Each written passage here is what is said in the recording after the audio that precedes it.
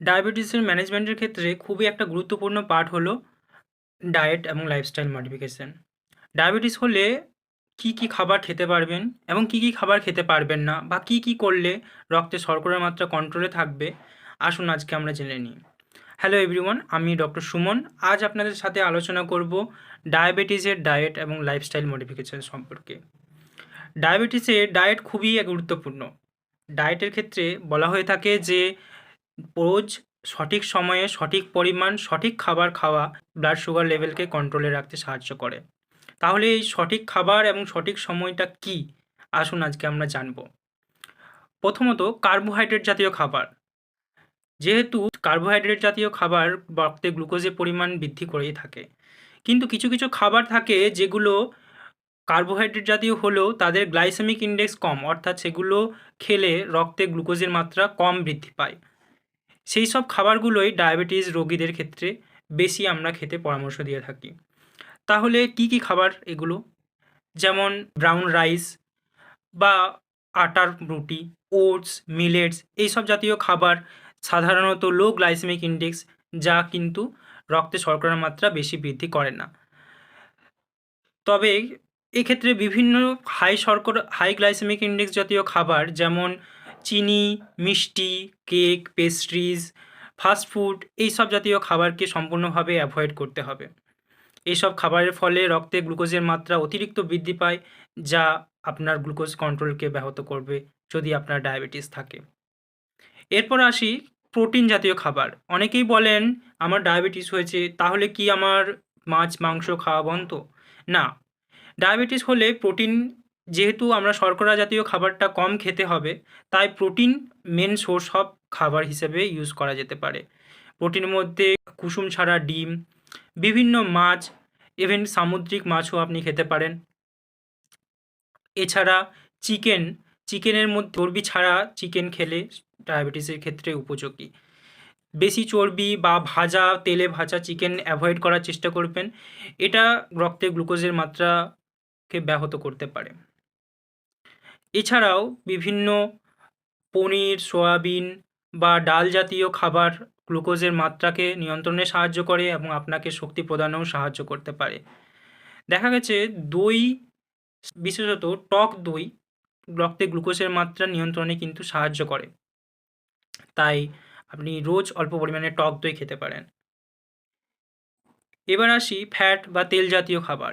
চেষ্টা করবেন trans fat, বনস্পতি ঘি বা বিভিন্ন পাম অয়েল অ্যাভয়েড করার।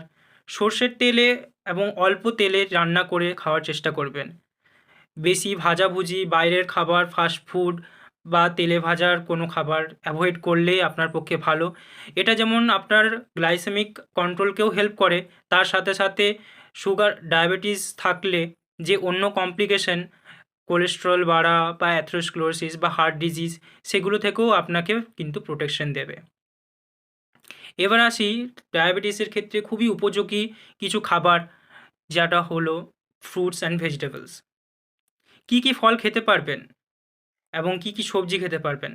সাধারণত গ্রিন লিফি ভেজিটেবলস, অর্থাৎ সবুজ পাতা জাতীয় শাকসবজি, যেমন বাঁধাকপি, ফুলকপি, ব্রোকলি, বিভিন্ন শাক, পুঁই, পালং শাক খেতে পারেন। কুমড়ো, ভুট্টা ইত্যাদি জাতীয় খাবার যেগুলো হাই স্টার্চ থাকে, সেগুলো চেষ্টা করবেন অ্যাভয়েড করার। এটাতে কিন্তু গ্লুকোজের মাত্রা নিয়ন্ত্রণ ব্যাহত হতে পারে। কি ফল খাবেন? আপেল, নাশপাতি, পেয়ারা, এসব জাতীয় ফল আপনি রোজ খেতে পারেন। এর সাথে স্ট্রবেরি বা অ্যাভোক্যাডো যদি আপনি অ্যাফোর্ড করতে পারেন তাহলে খেতে পারেন। কি ফল খাবেন না? আম, কলা, আনারস, এই জাতীয় খাবার রক্তে গ্লুকোজের মাত্রা খুবই বৃদ্ধি করে, তাই এই খাবারগুলো কিন্তু অ্যাভয়েড করার চেষ্টা করবেন। চেষ্টা করবেন রোজ দিনে 5 বার খাবার খাওয়ার, তার মধ্যে 3টি মেজর মিল এবং 2 বার স্ন্যাক্স হিসেবে খাবার। এই মেজর মিলগুলির মধ্যে বেশি করে শাকসবজি এবং প্রোটিন জাতীয় খাবার যদি খেতে পারেন তাহলে আপনার পক্ষে খুবই উপযোগী, এবং খুবই অল্প পরিমাণে কার্বোহাইড্রেট জাতীয় খাবার খাওয়ার চেষ্টা করবেন। সাধারণত আমি বলে থাকি যে নিজের মুঠোর 1 মুঠো ভাত বা 2টি রুটি আপনি খেতে পারেন। এর সাথে বেশি পরিমাণে শাকসবজি এবং ডাল জাতীয় খাবার বা ডিম বা মাছ আপনি মিলের মধ্যে রাখতে পারেন। বিভিন্ন স্ন্যাক্সের মধ্যে আপনি ওটস বা বিভিন্ন ফল বা ডিম বা পনির এসব কিছু খাবার রাখতে পারেন। ডায়েটের সাথে আরও একটা গুরুত্বপূর্ণ পার্ট হলো লাইফস্টাইল মডিফিকেশন। লাইফস্টাইল মডিফিকেশনের মাধ্যমেও কিন্তু সুগারের কন্ট্রোল নিয়ন্ত্রণ করা যায়। দেখা গেছে যে যারা রোজ হাঁটেন তাদের সুগারের কন্ট্রোল কিন্তু খুবই ভালো হয়। এর কারণ কি? রোজ হাঁটার ফলে আমাদের শরীরে ইনসুলিনের কার্যক্ষমতা বৃদ্ধি পায়। ফলে ইনসুলিন সেনসিটিভিটি বৃদ্ধির জন্য রক্তে গ্লুকোজ নিয়ন্ত্রণের প্রক্রিয়া খুব ভালোভাবে চলে। এছাড়া যদি ঠিক পরিমাণে ঘুম এবং স্ট্রেস কম নেওয়া এবং নিজের ওজন কমানো এবং মেডিটেশন করা এই সবের মাধ্যমেও কিন্তু গ্লুকোজের মাত্রা কন্ট্রোলে রাখা যায়। দেখা গেছে স্ট্রেসের ফলে আমাদের শরীরে কর্টিসল নামক হরমোন একটা ক্ষরিত হয়, যেই হরমোন রক্তে গ্লুকোজের মাত্রা বৃদ্ধি করে। তাই মেডিটেশন, এক্সারসাইজ ইত্যাদির মাধ্যমে এবং নিজের পরিবারের সাথে ভালো সময় কাটিয়ে স্ট্রেস মুক্ত হয়ে থাকলে আপনার সুগারের কন্ট্রোল কিন্তু ভালো থাকবে। মনে রাখবেন, ডায়েট এবং লাইফস্টাইল মডিফিকেশন ডায়াবেটিসের ক্ষেত্রে গুরুত্বপূর্ণ, কিন্তু এটি মেডিসিনের পরিপূরক নয়।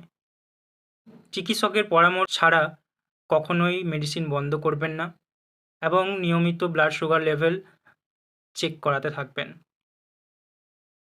লাইফস্টাইল মডিফিকেশন এবং ওষুধ দুটো মিলিয়েই আপনার কিন্তু প্রপার ডায়াবেটিসের চিকিৎসা হয়ে থাকে। তাই কখনোই কোনো একটাকে ছেড়ে একটাকে ধরে কিন্তু সম্ভব নয়। সুস্থ থাকুন, ভালো থাকুন। ধন্যবাদ।